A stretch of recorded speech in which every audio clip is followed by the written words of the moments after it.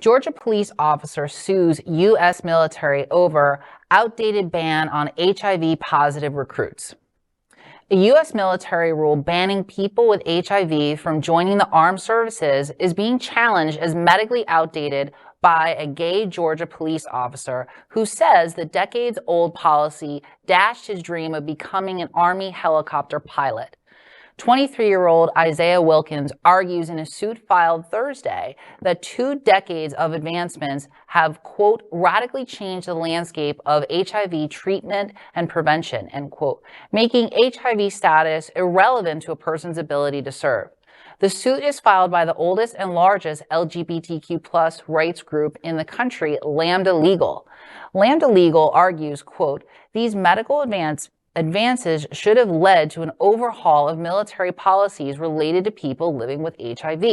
Instead, the Department of Defense and Army and all the military departments have maintained the bar to enlistment and appointment of people living with HIV, even as these same policies were revised in other ways over the years, end quote. Navy Commander Nicole Schwegman, a Pentagon spokesperson, declined to comment on pending litigation.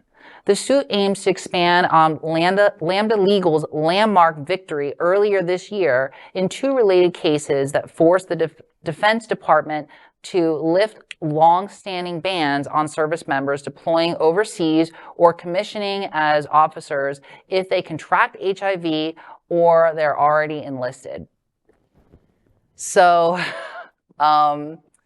this is kind of another interesting one, but I think that people, you know, it's really sad that people who just want to serve the country and do good are being rejected. I mean, this kind of reminds me of years ago when people who are trans was called see ya and you can't be. If people want to serve the country, and if in reality, if you have some sort of difference about you, whatever it is, but it doesn't affect your ability to serve, why does it matter? Right. Yeah. And this story really reminds me of, I personally think it's all about image, that it's all about power and image. Like the military wants to only take in the strong and doesn't want to like uphold an image to the public that like, you know, we're weak. And I think that that's kind of unfortunate. And with somebody who's living with HIV, it takes a strong person. It does. It really does. It takes a strong person to be trans. Right. It takes a strong person to live outside of the societal marker, you know, to live on these quote unquote proverbial fringes of society. And then to serve a country that really doesn't even like you. Like that's even, my hat's off to you to even put a suit on in legislation to even go forward with this. Like, yeah, military has always needed the push and the shove. They are a very hidebound organization. They tend to be very conservative from the get-go.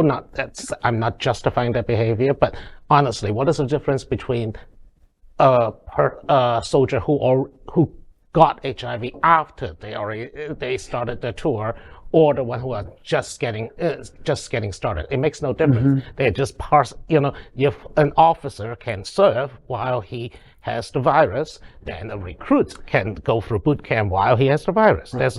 There's really no difference there. But the military requires us to like the civilians to nudge them in that direction every time they need to, you know, step like a millimeter forward. Which is good because that we have a civilian-run military, a civilian-run military. Well, and hopefully Lambda Legal, who's got a great track record, Yes.